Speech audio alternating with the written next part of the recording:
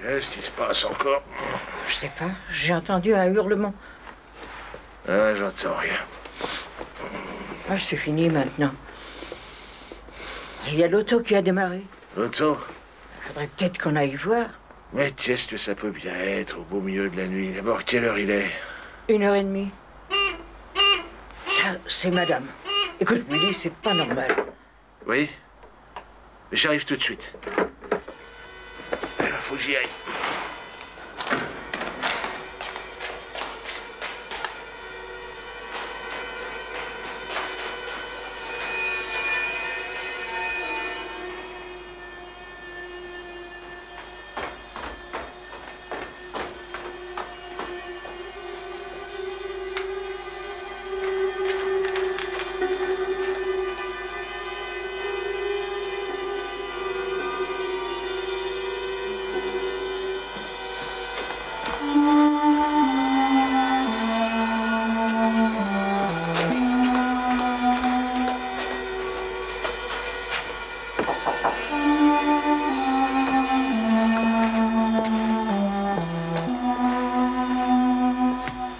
Excusez-moi, madame, vous avez appelé? Mon Dieu, ça y est. Willy? Oui, madame. Qui est sorti avec l'auto? Il y avait un moteur, un bruit d'auto. Ah, j'ai rien entendu, madame.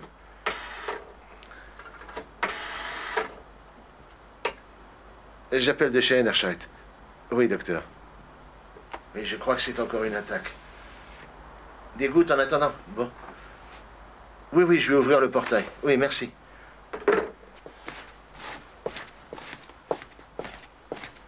Le docteur va venir. Il arrive tout de suite, madame. Les gouttes ne me font plus aucun effet. Bien. Il faut que je vous laisse un moment toute seule, madame. Je dois aller ouvrir le portail au docteur.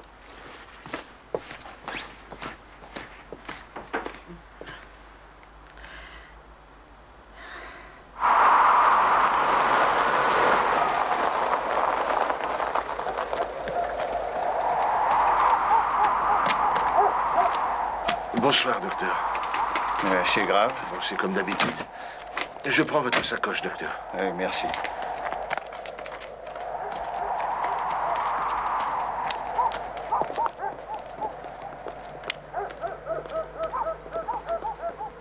Et tu dis qu'il manque une voiture? Oui, c'est la bleue qui a disparu. La bleue? Celle du jeune monsieur, alors? En plein milieu de la nuit? Est-ce que tu as regardé dans sa chambre, au moins? Moi, aller dans la chambre du jeune maître, tu te rends compte? J'ai pas reçu d'ordre. Tu y vas. Tu frappes. S'il n'y a pas de réponse, alors tu entres. Et s'il n'a pas fermé à clé, tu n'as qu'à dire que madame a eu une attaque. C'est vrai, non? Je sais pas si... Allez. Si tu n'oses pas y aller, c'est moi qui vais y aller.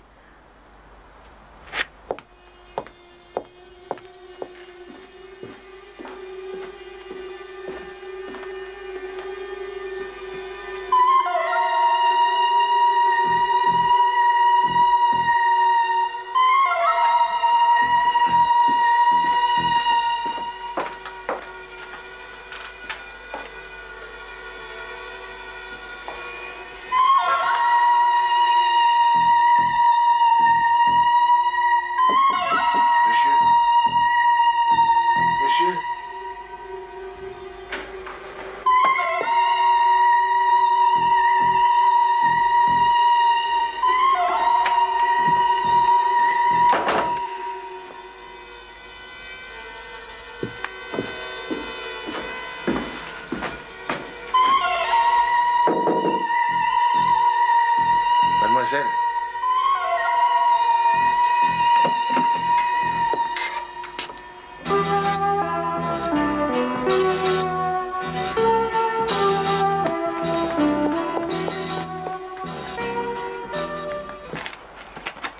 C'est une très grande famille.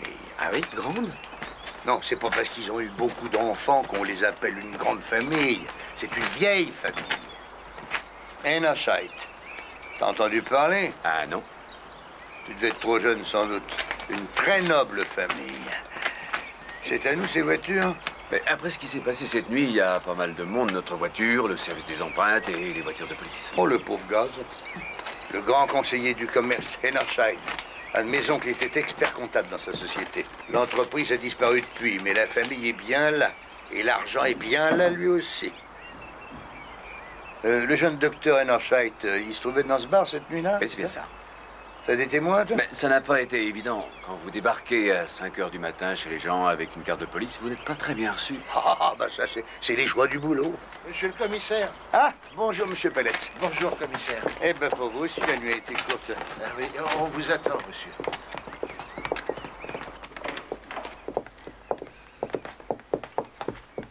Commissaire Köster, je suppose. Je suis Gerhard Hennerscheid. Bonjour, docteur Hennerscheid. Voici mon collègue Heimann. Monsieur, Bonjour. je vous en prie. Je vous ai pas rencontré lorsque nous sommes venus cette nuit. Non. Voici le docteur Pistralek, notre médecin traitant. Oui, nous nous connaissons déjà. Puis-je vous offrir quelque chose, à moins que vous ne buviez pas pendant le service? Mais nous ne sommes pas des conducteurs d'autobus.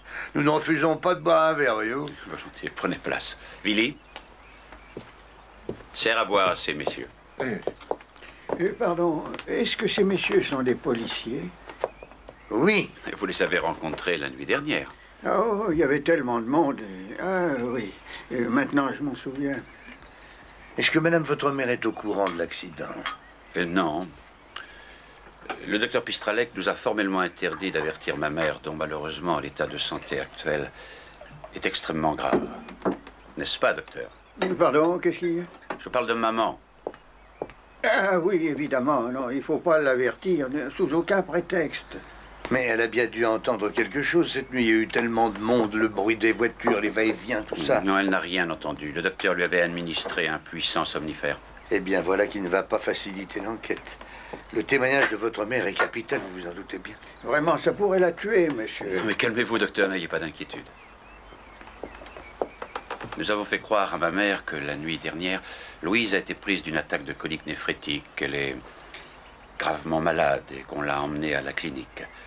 C'est déjà plus qu'elle ne peut supporter dans l'état où elle se trouve actuellement. Mais pourtant, il faudra bien que je la voie, dès qu'il ira un petit peu mieux, bien sûr. Si vous voulez mon point de vue sur la question, je crois que c'est une tentative d'enlèvement qui a échoué. Vous n'êtes sûrement pas sans savoir que lorsque la fille du docteur Hessenroth a été enlevée, les enquêteurs ont trouvé une liste de noms sur laquelle figurait celui de notre famille parmi quelques autres. J'en ai été informé. Bien. Alors peut-être que Louise s'est débattue. Ah, ça, c'est votre point de vue. Dites-moi, c'est mon verre, ça? Oui, oui, oui. Ah, Ou alors, c'était un cambrioleur qui cherchait des bijoux. Et votre sœur a dû le surprendre. Oui. Pour son malheur et le malheur des siens. Ah, tu parles d'une histoire. Ah, qu'est-ce que je t'avais dit de ne pas te mêler de ça? Mais je m'en suis pas mêlé. Mais si, voyons, tu t'en es mêlé. Tu aurais pu trouver une excuse, quelque chose. Comment ça, une excuse? Qu'est-ce que je pouvais dire d'autre? Fais attention avec le jeune monsieur. Malheureusement, sa mère n'en a plus pour très longtemps. Il n'y a rien de compromettant dans tout ce que j'ai dit à madame la conseillère. Le jeune maître doit s'estimer heureux, il peut compter sur moi. Vaut mieux pas se mêler des affaires des maîtres. Vous avez une bien curieuse profession. C'est peut-être son étrangeté qui fait son charme.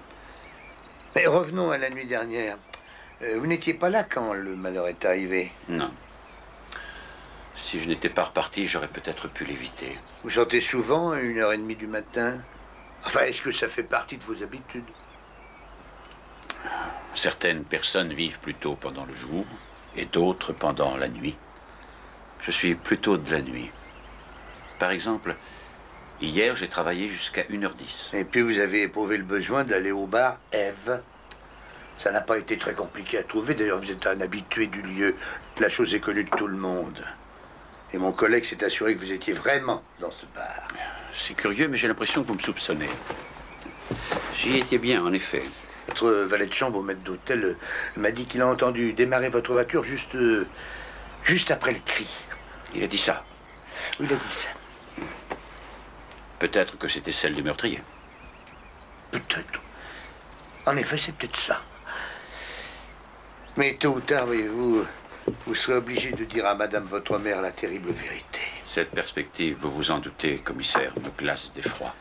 Veuillez avoir l'extrême obligeance de me téléphoner dès qu'elle ira mieux. Excusez-moi si je ne vous raccompagne pas. Tout à fait normal. Et pour le corps? Je vous téléphonerai dès qu'il pourra vous être rendu. Ces messieurs n'étaient pas des policiers par hasard. Vous n'aviez pas réalisé que c'était des policiers? Docteur, il faut donner les soins à ma mère à présent. Inspecteur, Oui, ou c'est commissaire, qu'est-ce qu'il faut que je je dise? m'appelle Custer. Je n'ai aucun alibi. Vous étiez bien couché avec votre femme, non? Ah oui, mais si vous croyez ce que ma femme a dit, enfin le tribunal s'il croit qu'elle a dit ça parce qu'elle est ma femme, alors moi je n'ai aucun alibi. Mais c'est pas moi, commissaire. Mais ça va faire la 4e fois que vous me le dites. Monsieur le commissaire. Mais je vous crois, vous inquiétez pas. D'accord, mais si Bah, jamais... écoutez, puisque je vous dis que je vous crois, qu'est-ce que c'est que ça? C'est la sonnerie du téléphone intérieur. Il est relié à l'appartement de madame. Willy, la patronne. Veuillez m'excuser. Allez vite, on vous demande, hein, on trouvera la sortie tout seul. Merci. Commissaire, et pour mon alibi? Ça jouerait plutôt en votre faveur. Pourquoi donc? C'est toujours les coupables qui ont un alibi. Allez à votre travail, allez. Nous ne connaissons pas encore cette dame, mais on la sent partout. À votre service? Oui, bien sûr. Oui, j'arrive. Ça fait au moins du 260 à l'heure, ces engins-là. En ville, j'espère. Dis donc, combien de temps faut-il pour aller d'ici au bar? Sans forcer une demi-heure. D'après ce qu'il a dit, il aurait terminé son travail à 1h10. Hein. Ça nous fait 40 minutes de trop. Ça m'a l'air assez clair, ça. Un chercheur privé, un intellectuel, est en train de mettre au point un bouquin sur les alphabets cunéiformes, un dictionnaire. Moi, je crois qu'il ment. Et pourquoi mentirait-il? Et pourquoi il aurait tué sa sœur, hein, dis-moi?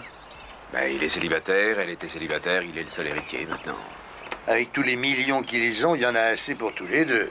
Ces gens-là, il en faut toujours plus. T'as l'air bien amer. Je parie qu'il nous observe depuis l'une de ces innombrables fenêtres. Alors on va tout de même pas lui faire le plaisir de regarder, hein? Mais ça tient pas debout, ces théories. Pourquoi pas, grand Dieu? Admettons que sa sœur ait débusqué un cambrioleur ou que quelqu'un ait voulu l'enlever, hein? Elle se serait débattue, elle se serait pas laissée faire, voyons. Oui, mais on a tout fouillé, on n'a pas trouvé la moindre trace de lutte. L'assassin aurait pu effacer les traces. En si peu de temps.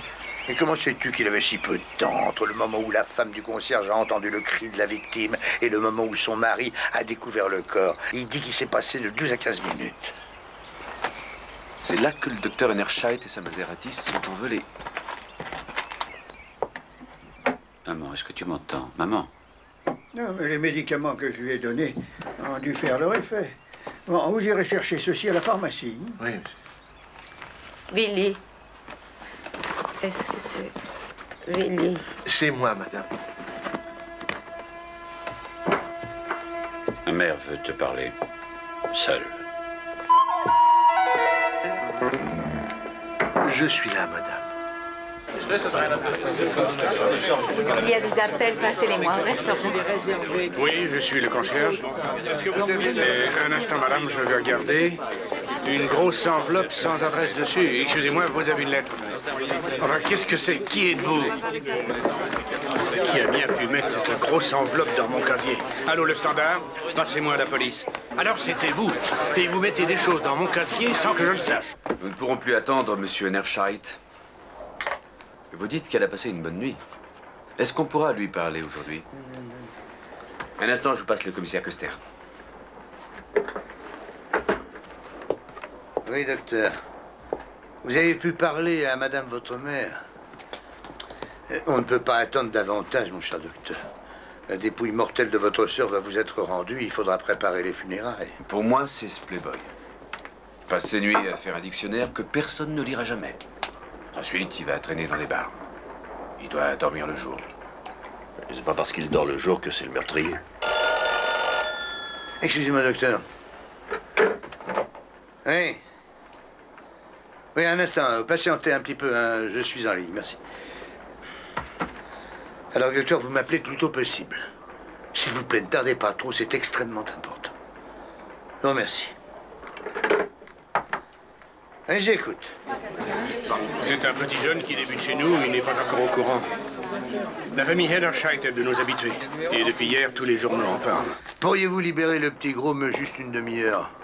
Je vous remercie. Je vous envoie une voiture. Il y a quelqu'un qui a déposé une grande enveloppe sans mettre d'adresse dessus au concierge de l'hôtel des Trois Rois. Et puis avec leur défilé de mode, il y a un monde fou. Ça a été remis à un petit Groom pour le donner au concierge. Un quart d'heure après, le concierge reçoit un coup de fil. On vient de vous donner une grande enveloppe. Il faut que vous téléphoniez immédiatement à la police. Le contenu de l'enveloppe est extrêmement important. Il s'agit du meurtre de la fille Hennerscheid. Là-dessus, on a raccroché. Eh ben, je pars tout de suite. Et ramène-nous le petit Groom, même par les oreilles. Hein. C'est pour vous. Merci.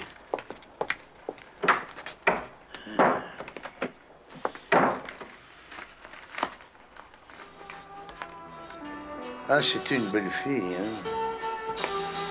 Il y avait beaucoup de monde.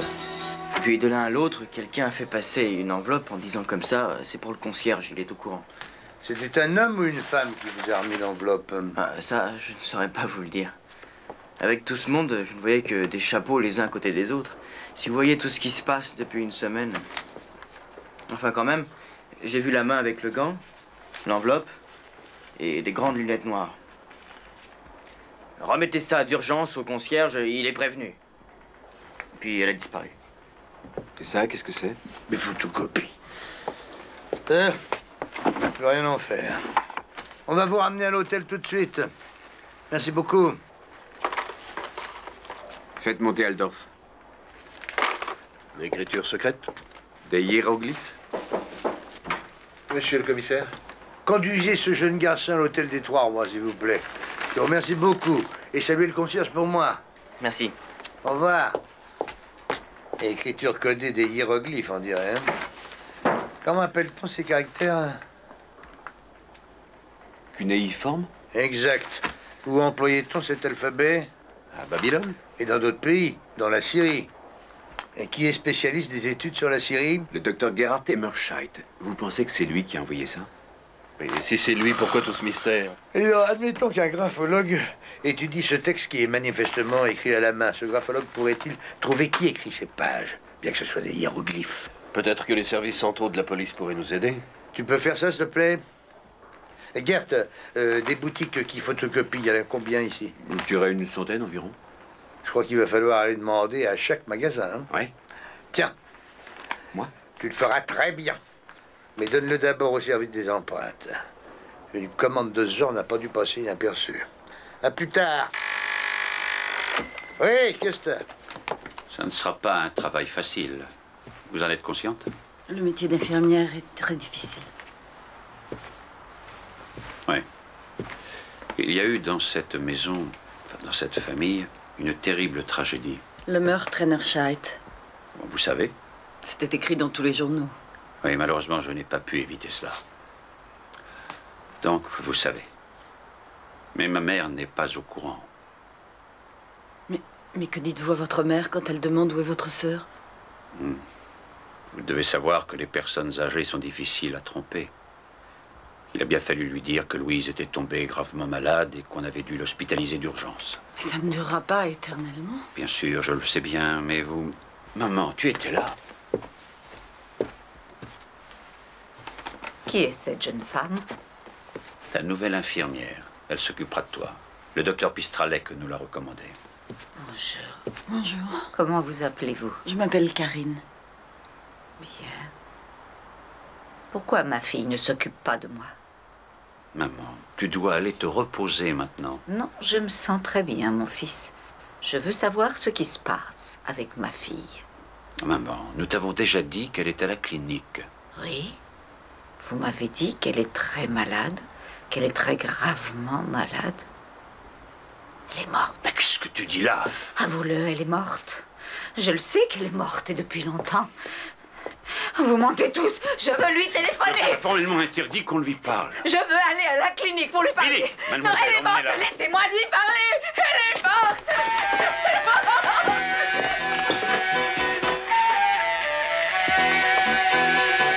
Hennerscheid. Docteur, venez tout de suite.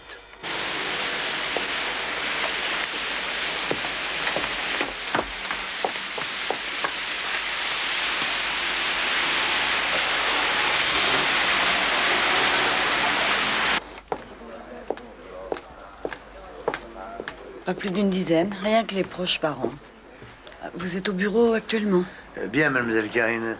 Et s'il se passe quelque chose, vous savez où me trouver, n'est-ce pas, hein? Bon. Maintenant, passez-moi le docteur Enerscheid. Je ne voudrais surtout pas qu'il s'étonne de la longueur de notre conversation. Excusez-moi, docteur, vous avez toute votre famille autour de vous, je ne veux pas vous déranger. Mademoiselle Karine, l'infirmière, m'a tenu informé de l'état de madame votre mère ces jours-ci. Vous le lui avez dit, n'est-ce pas? Hier, oui. Jamais j'aurais pu me pardonner de ne pas avoir parlé avant l'enterrement. Elle n'a pas assez de force pour se lever, d'ailleurs.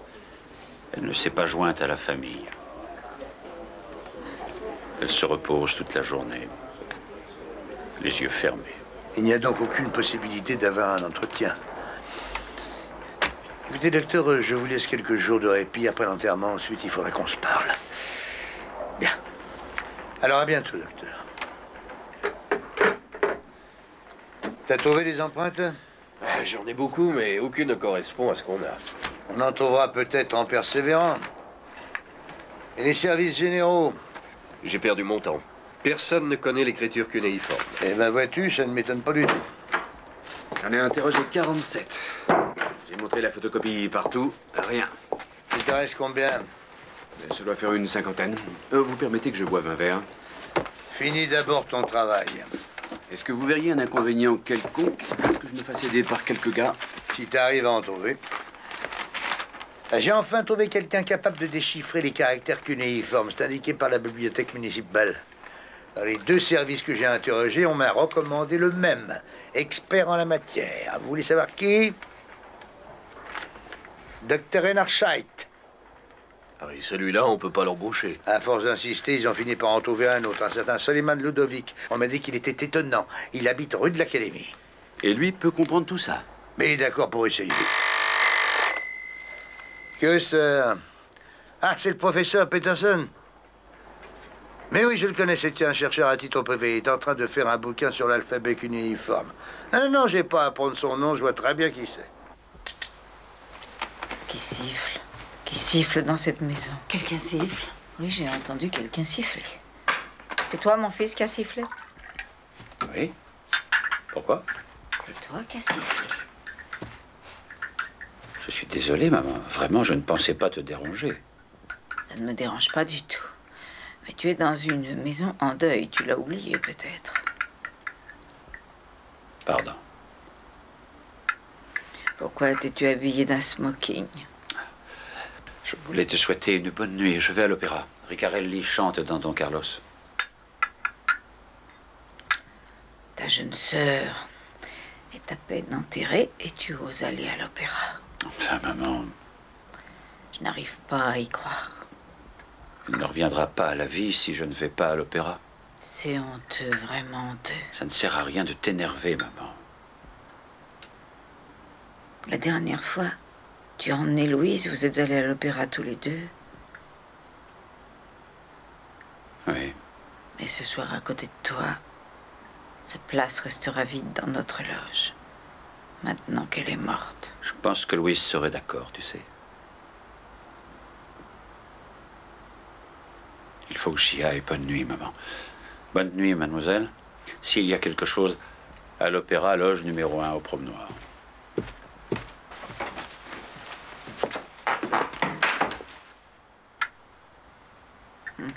Il n'a pas de cœur. La vie reprend ses droits. En 1949, mon mari est mort. Depuis cette année-là jusqu'en 1959, 10 ans, je ne suis pas allée une seule fois à l'opéra, ni au concert, rien. Et jusqu'à l'année 1974, je n'ai porté que du noir. J'ai porté 25 années le deuil. Je devais à mon mari cet hommage. C'est différent quand on est marié, non? Sûrement, ça n'est pas pareil.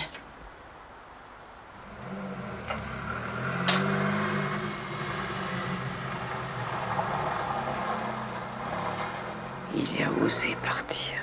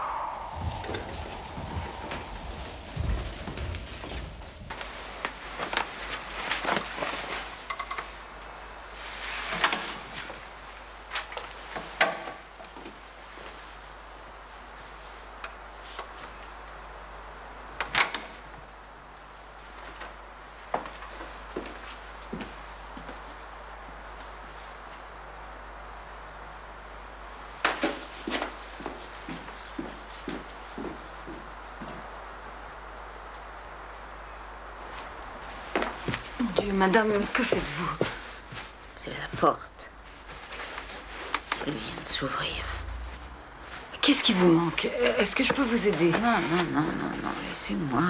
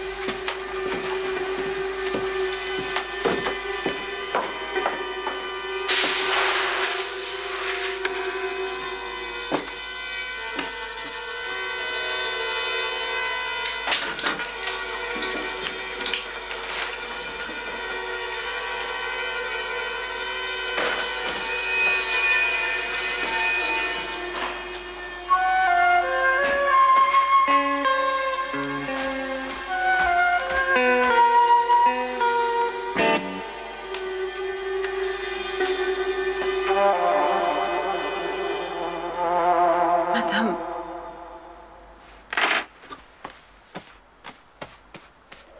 Madame, pourquoi vous êtes-vous levée?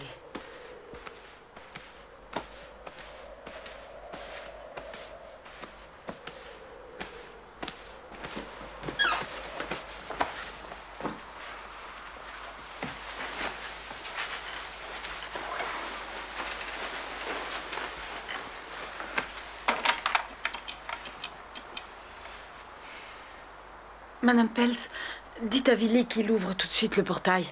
Le docteur arrive. Oui?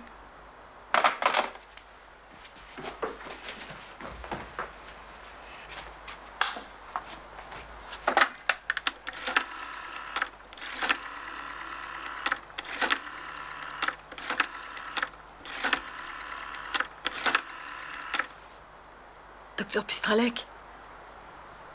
Je ne sais pas, non. Oui?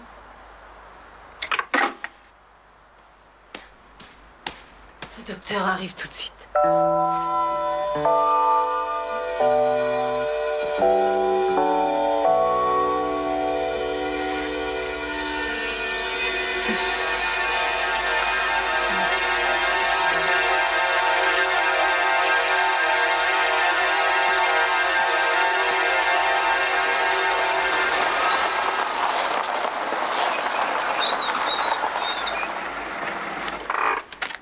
Bonsoir, docteur.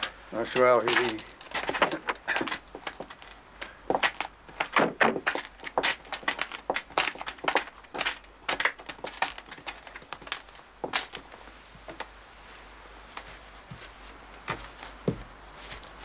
C'est très sérieux. C'est pas un simple malaise. Oui, c'est ce que je craignais. Son état a brusquement empiré d'une façon terrifiante. Elle a eu un choc ou quelque chose qui l'aura bouleversée. Pourtant, tout à l'heure, elle marchait, c'est moi qui l'ai trouvée. Qu'est-ce que vous dites? Mais elle est élevée. Ah oui, elle s'est levée, je l'ai trouvée dans le couloir. Ah mon Dieu. Et qu'est-ce qu'elle voulait? Je n'en sais rien, elle n'a rien dit. Bon, je vais essayer de téléphoner au curé de la paroisse. C'est peut-être la fin. Et son fils, il faudrait le prévenir? Comment? Il est sorti? Il est allé à l'opéra. Je suis chez les Enerscheid. Le curé de la paroisse est-il là? Ah oui, je lui en avais déjà parlé. Je suis le médecin. Le médecin. Le commissaire Custer, s'il vous plaît. Le commissaire principal Custer.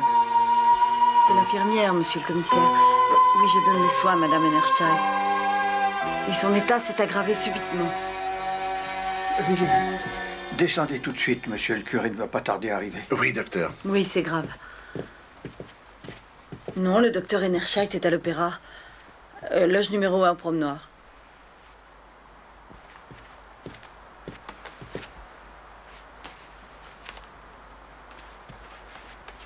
Vous avez entendu. Mais quoi? Lui, Comment lui? c'était bien lui. Il voulait ma mort. Mais qui voulait votre mort? Lui, il n'est pas allé à l'opéra. Votre fils? Oui, c'est lui qui a tué Louise. Et maintenant, il voudrait me tuer. Me tuer.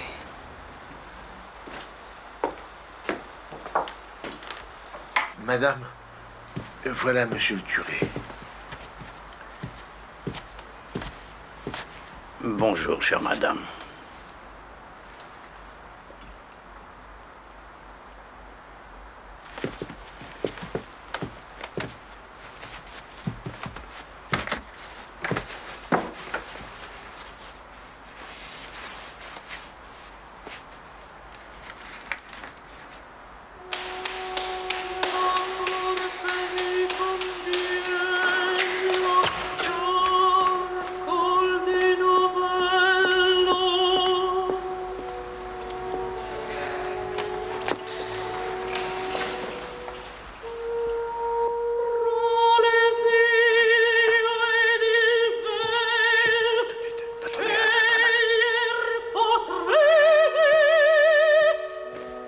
Vous ne l'avez raconté à personne, n'est-ce pas? Non.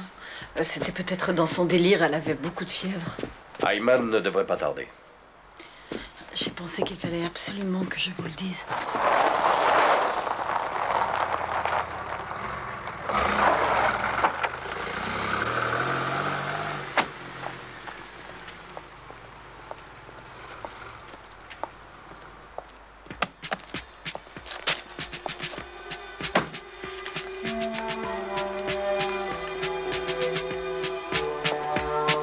Un autre décès dans la famille Enerscheid. La mère succombe à son chagrin. Bonjour tout le monde. Bonjour. Bonjour. Destin tragique d'une grande famille. Un beau sujet en or pour la presse. Ce qui m'étonne surtout, c'est qu'elle soit morte de mort naturelle. Moi, je trouve ça bizarre. Ce qui est bizarre aussi, c'est qu'elle se soit levée. Qu'est-ce qui a bien pu la faire se lever en pleine nuit et dans son état? Oui. C'est aussi ce que je me suis demandé. Mais écoutez donc ça, le texte est arrivé. La traduction des hiéroglyphes par le docteur Soliman, ça vient tout droit de Syrie. C'est assez intéressant. Écoutez-moi ça. Voici ce qui s'est passé dans les yeux pleins de miséricorde du Dieu éternel à nu, devant les yeux du Dieu bel. Ce que jamais entre les deux fleuves on a encore entendu. C'est une histoire d'amour et de mort. Le docteur Soliman dit que le texte est très étrange. Il n'a jamais eu affaire à un sujet de ce genre. Si vous voulez mon avis, il y a quelqu'un qui se fiche de nous. Bon. Ben moi, je vais continuer à m'occuper des boutiques de photocopie. Ah, au fait, on m'a affecté 3 hommes. Félicitations. Qu'est-ce que c'est que cet ordre de perquisition du procureur? J'ai demandé spécialement. Ça fait partie de mon plan. Partie de votre plan? Et donc, au lieu de me poser des questions, prends mes communications sur ton poste. Des yeux pleins de miséricorde du Dieu à nu. Devant les yeux du Dieu bel.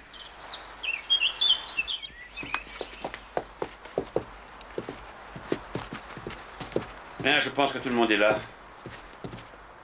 Bonjour, commissaire. Bonjour, docteur. Messieurs. Comment allez-vous? Très bien, merci, monsieur le procureur. Voici mon collègue Ayman et voici également monsieur Brenner. Bonjour. Mon avocat, maître Zipsich. Bonjour, maître. Je ne l'ai pas fait venir pour créer des difficultés. Oh, je ne m'attends à rien de ce genre. La perquisition est une simple formalité. J'en attends moi-même des révélations. Alors commençons. Commissaire Custer.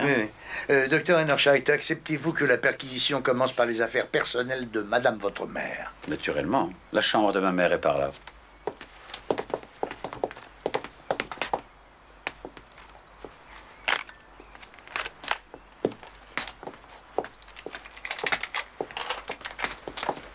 Rien de spécial?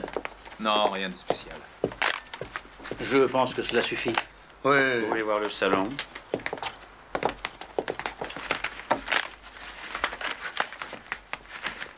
Pour nous, il ne peut s'agir que d'une simple visite. On ne peut faire plus, vu l'étendue de la propriété. C'est votre livre d'or, docteur? Oui. Est-ce que je peux y jeter un coup d'œil? Êtes-vous d'accord? Naturellement, je vous en prie.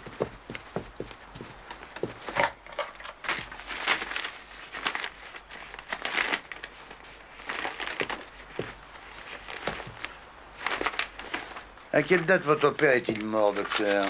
1949, commissaire. Ça fait donc bien longtemps qu'il vous a quitté. Mon oncle était fondé de pouvoir dans la société de votre père. Monsieur le procureur, en ce qui me concerne, nous ne pouvons abroger. Ce qui m'intéresse pour le moment, c'est le cabinet de travail du docteur Enerscheid. Vous avez bien un bureau à vous, n'est-ce pas? Oui. Et vous pouvez voir aussi le bureau de mon père. Eh ben alors on va les voir tous les deux tout de suite. Nous laisserons mes collègues visiter les autres pièces de la maison. Allons-y. Si vous n'y voyez pas d'inconvénient. Aucun inconvénient.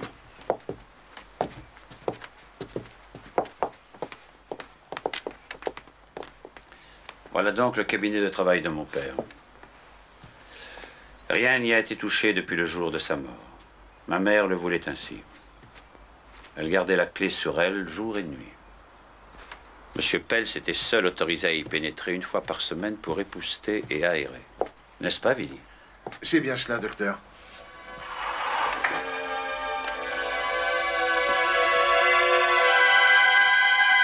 Qu'est-ce qui se passe? Non, rien, c'est la lumière tout à coup. Passons maintenant dans mon cabinet de travail. Je n'ai pas un goût aussi poussé pour la tradition.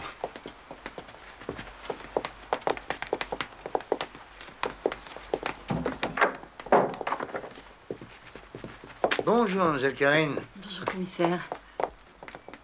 Nous n'en avons plus pour longtemps. Merci.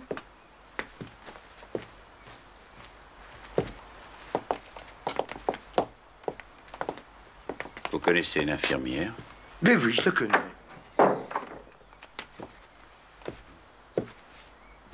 Le docteur Enerscheid est un spécialiste de l'Orient. C'est une sommité. C'est un sot, si je ne me trompe. Oui, c'est exact.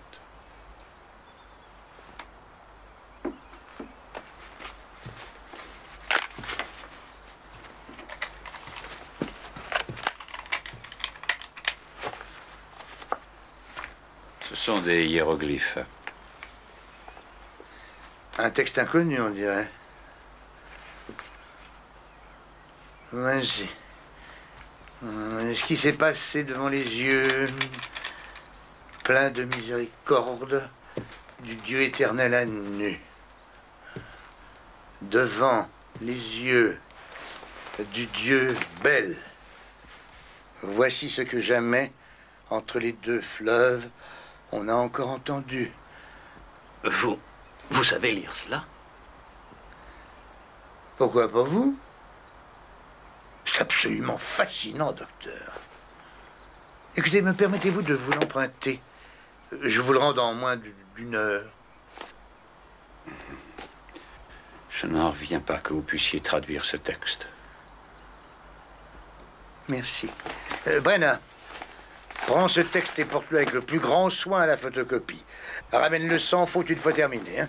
Ça vous convient comme ça, docteur? Oui. Alors, monsieur le procureur, c'est fini. J'ignorais cela de vous. Est-ce que ce texte a une signification spéciale? Vous parlez de notre affaire? Naturellement. Alors, vous savez, il y a très peu de textes babyloniens qui nous restent. Tous les orientalistes cherchent à découvrir le manuscrit qui ferait sensation. Et un nouveau texte comme celui-ci ferait sûrement un effet extraordinaire sur les connaisseurs, n'est-ce pas, docteur? Ou bien s'agirait-il d'infos que vous seriez amusé à écrire? Non. Non, c'est autre chose. Il s'agit de... Ce n'est pas du tout un original, c'est un travail que j'avais entrepris. Le contenu peut présenter des analogies avec certains originaux authentifiés depuis longtemps, mais cela n'a rien à voir. Allons, messieurs, peut-être aimeriez-vous prendre quelques rafraîchissements? Non, je vous remercie. Non, merci, non. Non, non, vous restez ici.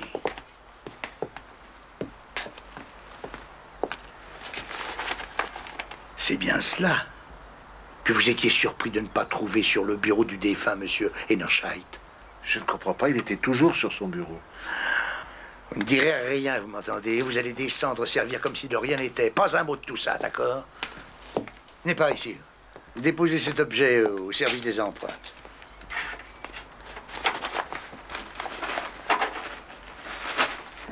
Sans vouloir m'imposer à vous, je ne serais pas fâché d'avoir votre avis sur cette bien malheureuse affaire. Et vraiment, je suis absolument estomaqué. Que vous connaissiez les hiéroglyphes. Mais je connais pas plus que vous les caractères cunéiformes, monsieur le procureur. Comment? Mais non. Ah, je me sens un peu moins ignorant. J'ai reçu une copie de ce texte en caractère cunéiforme au commissariat.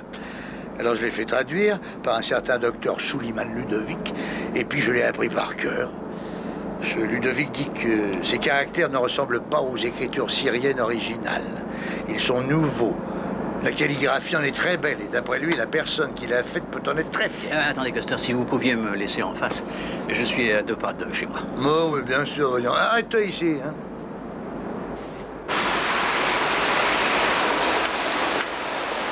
Merci beaucoup, Custer. Au revoir, monsieur le procureur. Dites-moi, mon cher Custer. Cette affaire m'intéresse au plus haut point. Qu'est-ce que c'est que ce texte? C'est un journal secret, au fond. Un texte assez érotique. C'est l'histoire d'un amour défendu entre un frère et une sœur. C'était assez fréquent à Babylone, ce genre de mariage. Ça se passait comme ça en Égypte, monsieur le procureur. Et cette histoire, monsieur Enerscheid l'a écrite lui-même? C'est l'histoire d'une passion dévorante entre un frère et sa sœur. Ils ont peur, ils craignent que la mère nous en aperçoive. Elle est très pieuse, bien sûr, une sorte de dévote dans son genre, qui veut que sa fille se laisse épouser par un riche héritier pour régler l'affaire. Le docteur Ludovic dit que c'est une ode qui célèbre cet amour interdit et la jalousie de l'auteur pour l'homme qui prendra celle qu'il aime. C'est l'histoire du plus vieux tabou humain.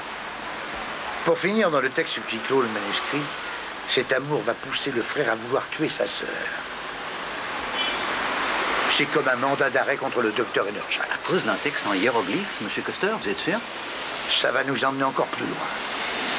Peut-être savons-nous déjà quelque chose. Oui. Mais il y a les empreintes du concierge, de sa femme, le docteur Enerscheid, et puis de la vieille dame. Des empreintes de tout le monde, prises la nuit du crime. Mettez vos lunettes, mon vieux. Lisez le rapport. Alors, oui. C'était vraiment pas la peine de s'énerver comme ça. Quoi? Bien, faites vite. Voilà les copies que j'ai fait faire.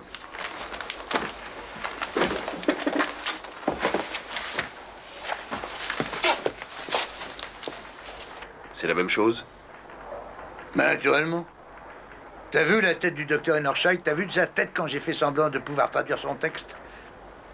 Mais vous n'aviez pas besoin de l'original pour faire des photocopies, patron. Mais il savait pas que j'avais déjà entre les mains un exemplaire de son manuscrit. Et maintenant, il sait que je me trouve en possession d'une copie et que je suis en train de la lire.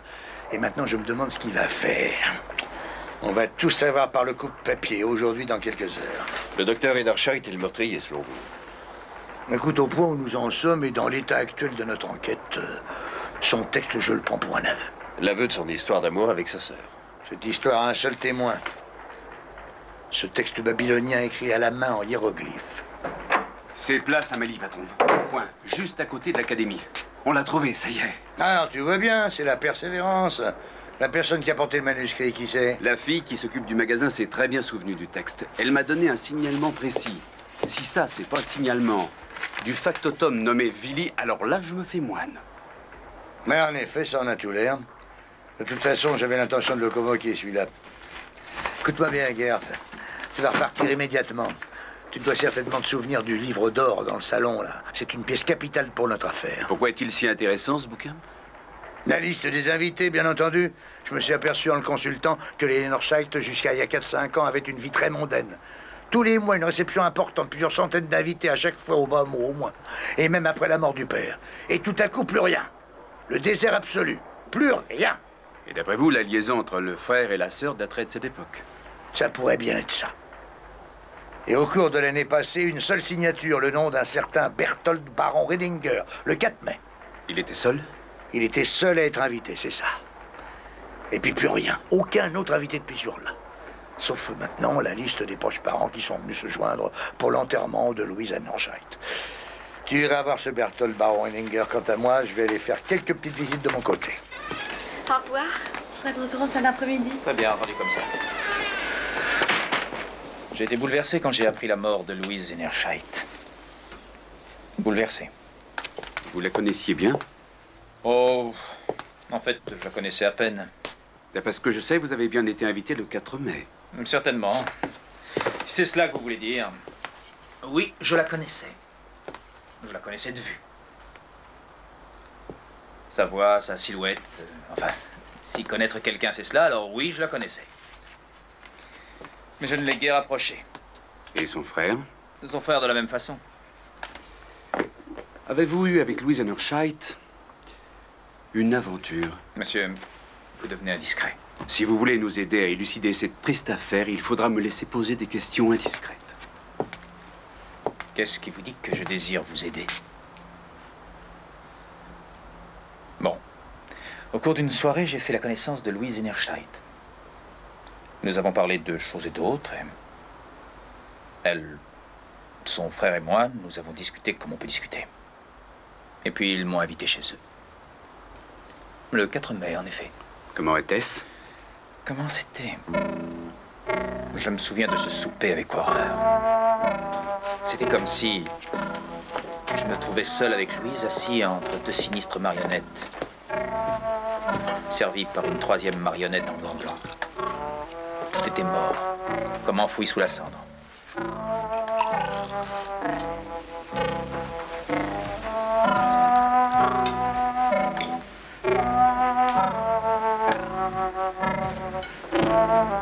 Le docteur Enerscheid ne m'a pas quitté des yeux pendant tout le souper. On aurait dit une horrible araignée. Et sa mère posait sur nous son regard de serpent. Encore aujourd'hui, c'est un cauchemar pour moi. Une horrible soirée. Horrible. Alors vous n'y êtes pas retourné? Si, mais pour une autre raison. Le docteur Enerscheid m'a téléphoné dès le lendemain. Je vous parle au nom de ma sœur. Elle m'a chargé de vous transmettre ceci. Elle ne veut recevoir aucun coup de téléphone. Elle ne veut recevoir aucun bouquet de fleurs. Elle veut que vous cessiez toute relation avec elle à partir de maintenant. Vous m'avez bien compris, monsieur. Ceci a été décidé de sa propre volonté et j'étais chargé de vous transmettre le message. Je crains de ne pas pouvoir vous être utile. Oui, je sais. La famille Enerscheid. Vous les connaissez depuis longtemps, monsieur le curé? Oui, évidemment. Nous avons formulé plusieurs hypothèses de travail. Et nos soupçons se portent sur deux personnes. Dans les deux cas, nous avons des indices, des empreintes et des points d'appui. Alors bien sûr, si vous saviez quelque chose... Je vous interromps immédiatement, monsieur le commissaire. Mon ministère me défend de violer le secret de la confession de mes fidèles. Est-ce que vous avez entendu la confession de la vieille dame avant sa mort, monsieur le curé? Cela fait justement partie du secret dont je parle. Mais puisqu'elle est morte... Ce secret ne doit jamais être violé, même après la mort. Mais... la confession de la vieille dame... Que Dieu lui vienne en aide. Oui, bien sûr. Je veux seulement dire que si la mère avait avoué en confession le meurtre de sa fille, par cet aveu, son fils serait disculpé. Cela ne fait pas le moindre doute. Monsieur le curé, ne croyez-vous pas que votre devoir... Mon devoir est de garder le secret à tout prix. Quoi que puisse être ce qui m'a été avoué par la vieille dame dans sa confession. Et en supposant que ce fils se trouve dans une situation pour le moins délicate qu'on l'inculpe de l'assassinat de sa sœur. Même dans ce cas-là. Même dans ce cas-là. Voyez-vous, le plus souvent on oublie les péchés véniels. Toutes ces petites fautes légères dont la plupart des gens s'accusent, on les oublie immédiatement. Mais parfois non. Parfois c'est lourd, vraiment, d'être dépositaire de terribles secrets. Mais c'est là, justement, que se trouve le sens de la confession. Je suis dépositaire de terribles secrets. Mais si ces secrets m'ont été confiés, c'est que le bon Dieu veut qu'il en soit ainsi. Alors je vous remercie, monsieur le curé. Mais je ne vois pas pourquoi. Je n'ai pas été en mesure de vous aider. Alors je m'en vais donc faire préparer pour le docteur Enerscheid un mandat d'arrêt. Non?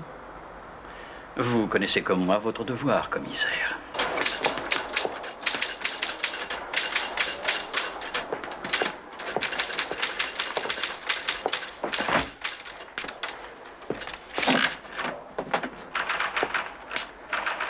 Ah, c'est vous, docteur Enerscheid. J'avais convoqué seulement votre maître d'hôtel. Le docteur a tenu absolument à être présent. Vous accompagnez votre valet de chambre? Il y a des points obscurs au sujet desquels vous désirez peut-être me poser des questions, commissaire. Je ne veux pas me dérober à ces questions. Bon, eh ben, on va voir ça.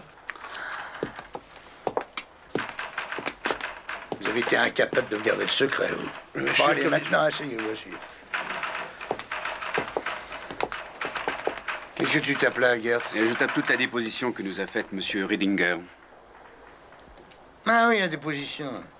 Nous avons en main tous les éléments. Le docteur Enerscheid devait être très jaloux quand sa sœur a fait plus ample connaissance avec M. Riedinger au cours de la soirée du 4 mai. Il aurait même dit que... Arrête, ça suffit. Docteur, vous avez parlé tout à l'heure de certains points encore obscurs. Vous faites allusion au coupe-papier que j'ai trouvé dans votre bureau. C'est exact, commissaire Custer. Je crois que ça pourrait être l'arme du crime. C'est l'arme du crime. Monsieur Peltz, vous avez pris le coupe-papier qui se trouvait dans le cabinet de travail du défunt père et vous l'avez caché dans le bureau du docteur. Pourquoi? Je peux imaginer que vous vouliez couvrir le docteur, mais en même temps vous le chargiez. Pourquoi? Expliquez-vous. Vous avez apporté le manuscrit pris chez le docteur, rue Amalie, pour faire tirer des photocopies du texte, et vous me les avez envoyées ensuite. Est-ce que vous cherchiez à compromettre le docteur? Et d'où pouviez-vous bien savoir que le manuscrit rapportait l'histoire d'amour du docteur Enerscheid et de sa jeune sœur? Je vous le demande.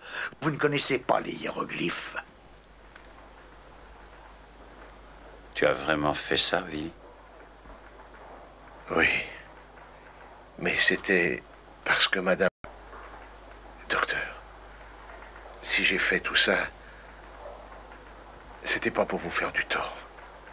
Mais j'ai servi madame tout au long de ma vie. Alors, par conséquent, votre mère connaissait le contenu. Elle connaissait le contenu. Du moins le commencement, car au début, je leur lisais à toutes les deux ce que j'écrivais. J'étais fier de mon œuvre, oui. Très fier, je l'avoue. Au début, elle ne s'est pas aperçue de la violence de notre passion, mais par la suite...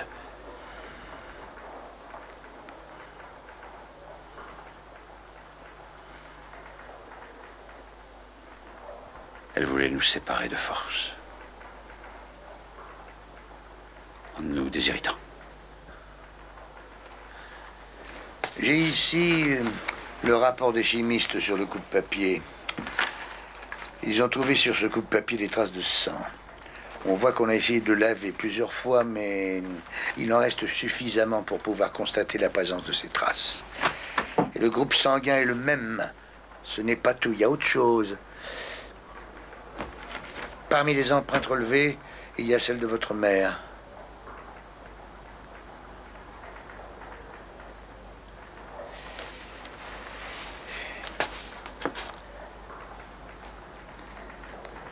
La grande famille Enerscheid, dont le renom a brillé depuis tant de générations.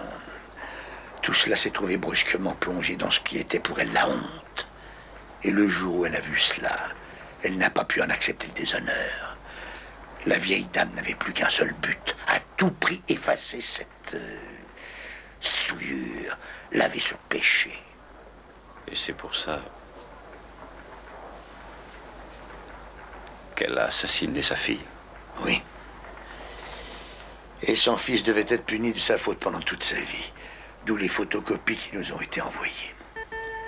Et le coupe-papier trouvé dans votre cabinet de travail, eh bien, elle a dû l'y déposer la nuit même de sa mort.